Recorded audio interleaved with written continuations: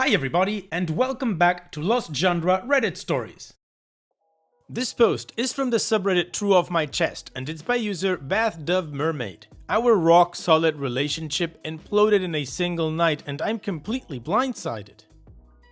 My partner, 25 male, is my 26 female rock, and I'm his. Literally, he tells me that all the time, including yesterday. We've been together for 5 years and have a truly wonderful relationship. Always talking, laughing, comfortable with one another, able to communicate healthily even when we disagree. After surviving abuse as a child and struggling with unhealthy romantic relationships in the past, the fact that we love each other in a respectful, secure, and profoundly healthy way is truly my biggest blessing, and I wake up every day so happy and grateful for him. He is an incredible man with so much drive, intelligence, kindness, and gifts to give the world. About a year and a half ago, it came up for the first time that we saw ourselves getting married one day. It was such a beautiful moment, and it rocked my world to have been vulnerable, said those words, and have him say them too. Since then, it's been something incredibly happy that I get to hold in my heart and look forward to. The subject has come up sporadically since then, but I haven't wanted to push it too far since we are young and it's very much an eventually thing. Both of our parents are divorced and his parents come from money. He got a lot of strong advice growing up not to marry young and to protect his assets, to see it from a more financial view than I ever have thought of it. Nevertheless, the thought makes me happy, and we often daydream about the future we'll build together. The little house in New Hampshire we hope to buy, and the dogs and chickens we'll have. These are conversations he participates in and brings up on his own all the time. I want to be able to talk casually about the marriage aspect too. Go to bed with a sleepy, can't wait to marry you, or love of my life, but for some reason, recently, whenever the subject has come up, he has clammed up and made it feel really serious. This culminated maybe 2 months ago with a really weird conversation in which I sense he might have not processed what marriage really means in the way that I had, and that he wasn't ready to be talking about this in the way that I was, or as much as he had let on. I told him I don't want to put a gun to his head, this is just something that makes me happy to think about and to talk about, and I tell him everything. I said I love him for him, I'd wait as long as he needs, but that I firmly didn't want to bring up the subject again until he was comfortable discussing it. I wanted to relieve the pressure on him, and I haven't mentioned it since. Well, yesterday we spent a really lovely day getting lunch and hiking with my family. They live far away, so we don't see them very often. My stepsister and her fiancé were there as well, and of course, there was a little bit of light conversation about their upcoming wedding. My boyfriend was his usual friendly, easygoing self. I noticed he seemed quiet on the way home and later that evening, so I asked if he was worried about work, but he just said that he was tired from a long day of traveling. I made him a drink, kissed him on the forehead like I always do, and promised we could do whatever he wanted to relax that night. Just did what I normally do when I can tell he was stressed, try to show empathy and to take care of him. But then, as I'm making dinner, he comes over to me and drops this bomb. He came over to me crying and said spending time with an engaged couple and even barely talking about their wedding had sent him into a panic and he didn't know if he could ever see himself getting married. I was completely blindsided. I tried to parse what he was saying, but it was like my brain was stuck. Evidently, he had been locking himself in his office at work all week crying about this. I kept asking him why he would say he wanted to marry me if he didn't.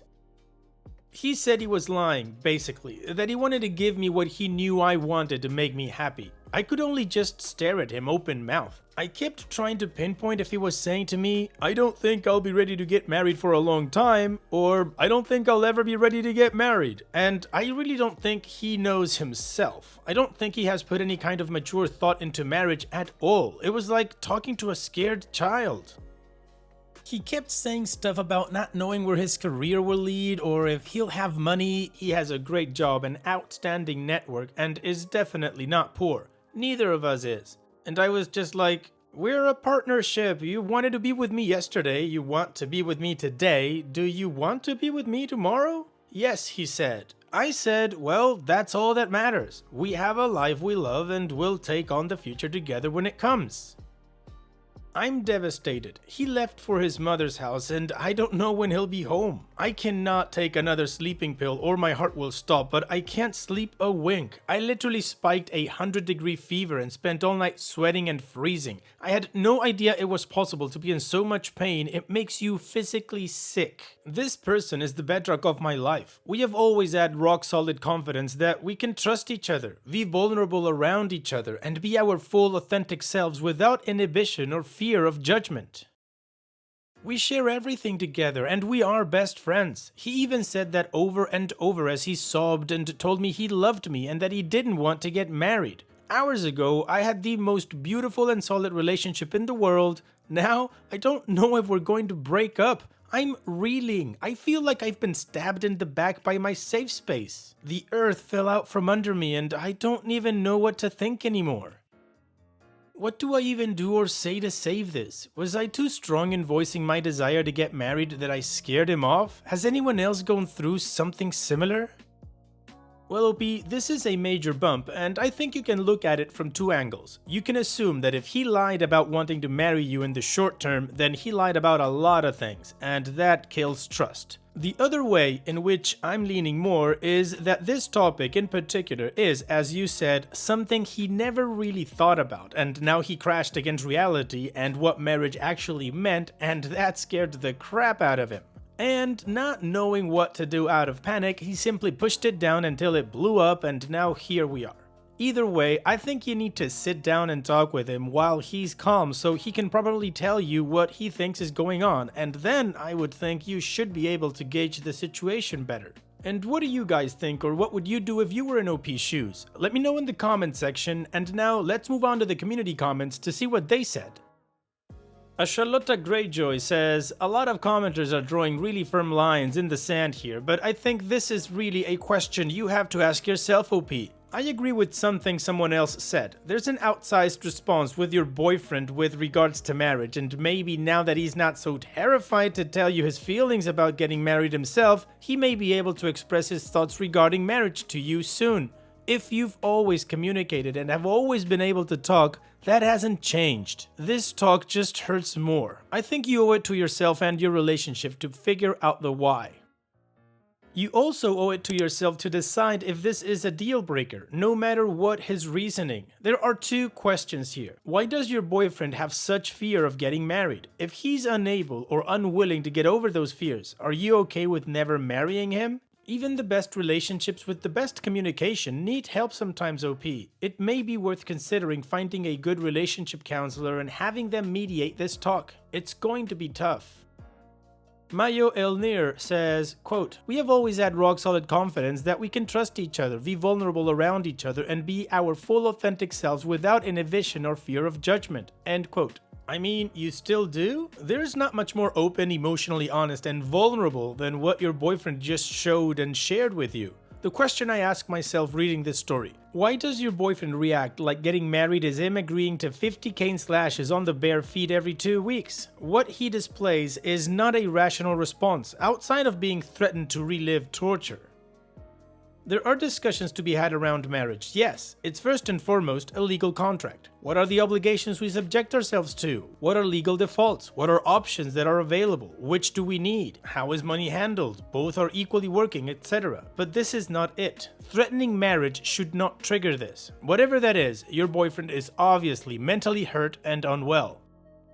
Guntonom says, so he doesn't want to get married, but you mentioned that he has divorced parents and a traumatized childhood. You also said that he sounded like a scared kid when he was telling you this. This behavior sounds like it's a trauma response to stress and not an actual issue with you or the relationship. His fear of marriage is probably directly related to feelings and behaviors he developed as a self-defense mode when he was a kid watching his parents fight and divorce. A lot of people who go to therapy find that their unwanted behaviors actually started when they were kids. It sounds like he needs to go to some counseling or therapy to deal with those deep issues. Be supportive and encouraging and see if he is willing to go see a counselor. Alright, so the whole community is on board with the boyfriend has deep issues that he needs to work on and OP should try to talk to him. So now, let's move on with the update, but of course you already know that this is the moment I tell you about my playlists. Here's another one with videos that only have updates. Now let's move on. I just want to say thank you to every person who commented. I was in an absolute state while writing my original post and truly thought 8 people would see it. I read every comment. The kind and empathetic advice I received gave me a little bit of hope and peace as I waited, and that was basically the only reason I was able to eat lunch those first 2 days. I want to thank all of you for that. The long and short of it is, he left me. I called him the next day asking when he would come home. He'd told me he needed a day to think, but he was talking like we were broken up. I asked him to at least tell me we're still together. He wouldn't. So yeah. He just torched it in pretty much an instant. I had been leaning a lot on the kind words I received from folks who reassured me that one fight does not need to derail everything we've built over the last 5 years. I took the perspective that the question of marriage was something that we'd need to discuss seriously and hopefully through therapy to arrive at what both of us want. I had no idea he would just append the table with no warning without ever expressing his feelings or giving us the chance to address it with even a single conversation. So many of the comments I received revolved around the question, is not marrying him a deal breaker for you? Would you be okay with simply a long-term relationship? I don't know, I would have to search my soul for that answer, but I didn't even get the chance. He made the choice for me. 5 beautiful years and he just effing left. Needless to say, there were a million better ways to do this while honoring his fears and feelings, while still showing me an ounce of respect as his partner and someone who loves him. This owed a conversation, and even if we still reached the same conclusion, I would understand, but this is not what I deserve. I did see him one night and we have been texting. He said all this awful stuff about how he was just trying to tell me everything I wanted to hear and how I wouldn't like the person he really is underneath all of his people pleasing. He's got a lot of this don't talk about it, just run in his family, including in his parents' relationships. My partner has always said he doesn't respect this kind of behavior and talked vehemently about how his values are different. Then he just did the same thing. Although, when I wrote my original post, I wanted nothing more than to continue living our happy day-to-day together, given this entire nightmare, space is the only thing that can do anything for either of us at this point. He has no idea what he's feeling or how to talk about it in a healthy way. My dad had the simplest take and yet said it best. He's immature. He needs to work on himself and I hope he does. As for me, I'd be an idiot to still want to marry him knowing this is the kind of thing he's capable of. So we've got to break our lease. Apartment hunting while still reeling from this 180 flip of my life has been terrible. We moved to this city together and pretty much every friend I've met through him. So I'm really scared it will mean losing a lot of other people I love too. It's going to be expensive and miserable to live on my own, and I'm still grieving my sweet love and the life I thought we were going to have together. I gave 5 years of my life and so much of myself to be one half of that partnership. I never wanted to be on my own again and now I am. I still love him, but I can't wait around while he fixes himself or pine foolishly hoping one day he'll wake up and be ready for me. I don't want to stand on my own 2 feet, but that's just what I have to do. My question is, how do I move on? If and when we do eventually talk, what can I even say? Extended from OP's comments. What is about the only thing going through my head right now. I don't want to validate the people who are slinging codependent at me like it's an insult, but honestly, it's a Reddit sleuth's bad take and just not the truth. I don't worship the ground this guy walks on and I didn't realize what we had. My point is stressing that we were happy. We were effing happy. That's the truth and you're just going to have to take my word for it. He did not do a 182 months ago, and I didn't kiss his forehead and bow to whatever he wanted. We had a serious and, so I thought, very honest talk. This is essentially what he said. Me, I'm really excited to get married one day. Him, I'm excited to marry you one day too. I just don't know if I'm ready right now, and I think it might be a while before I am. Me, well, there's no rush. I don't have a timeline. I don't want to pressure you if you're not ready. And both of us say, we know this is something we want someday. Then him the next morning, I'm really excited to marry you one day. By the way, I should do a better job of telling you that. That was my honest belief up until 2 weeks ago, because that was the page he literally told me we were both on. Hindsight is 2020, obviously. Once he left, I saw his nervousness during that talk in a whole different light, and that's how I described it to you all. Again, obviously, I now do not have much of a choice but to pursue the single girlie in the city cliche, but you can bet I will be diving into it with gusto. I found a beautiful apartment I really like with a lot of female roommates, and I ran the budget. I can just afford it. I started therapy. My best friend has really been showing up for me, and so has my family. As many are saying, I'm going to grow. Standing on my own 2 feet is going to be a really good thing. Well, OP, I have to say, that last line, standing on your 2 feet is going to be a really good thing, I cannot agree with you more, and I'm really glad that you actually had that change of heart, because in your post you said you didn't want to. Now that you're going to do, well, that is growth, so congratulations, OP, all the best in the future, and thank you so much for sharing. And now, let's end this video with a mood booster post. This post is from the subreddit Malicious Compliance, and it's by user Tipito Master. Bossy coworker screws himself out of a promotion. My first job out of high school was a big deal for me. It was a simple data entry job that I took very seriously. I started moving up very quickly. With so many young entry-level employees, the turnaround was high, and I guess sticking around made me stand out. I was soaring in that company. Before I knew it, I was a supervisor of a team. In the department I was in, there was only one other supervisor. We worked very well together and agreed on almost everything. The two of us made a full training for our department, a department policy sheet, and conducted all direct employee contact. Our department was doing so well that our manager was recruited by another department for a much more lucrative role in the company. The new manager was the nicest man alive, but as an outside hire, he didn't know anything about how we ran things. At the same time, as he was getting acquainted with us, the other supervisor went on maternity leave. I was the only lead in the department left that really knew what they were doing. It sounds rough, but I blossomed under these circumstances. I helped find our new acting supervisor, whom I'll call Trevor. I went into all meetings with my manager to take notes and help him understand what we were discussing. I hired all the new staff members, from talking to the recruiter, conducting the interviews, and making the call to offer the position. I was running the show and I loved it. Our new manager was not really grasping things and told me he was thinking about leaving. I was sad to see him go. He then told me that he thought he would ask them to have me backfill his position. This would have been the opportunity of a lifetime. A week later, my manager told me that he talked to the director, but the position wasn't going to me. It was going to the acting supervisor, Trevor. Apparently, this guy had been schmoozing while I had been working. I hadn't even been paying attention to him. Trevor had become buddy-buddy with the director by spending all of his time in his office and going drinking with him at the driving range. I was heartbroken. I wasn't aiming for the job until my boss suggested it to me. I'd gotten my hopes up only to be crushed. I tried to shake it off and get back to work. I oversaw department projects. I had one that required thousands of entries on an Excel sheet. I assigned our staff to the project and did my share. At the end of the day, I had gotten the sheets back from everyone directly under me, but nobody on Trevor's team had emailed me theirs. I went to one of their desks and asked about the project. The person I asked shyly told me that Trevor told her not to do it. When I asked her why he would say that, she told me that he said I wasn't her boss. I was shocked. This is how we had done every project since we opened the department. What was he thinking, telling people not to do it?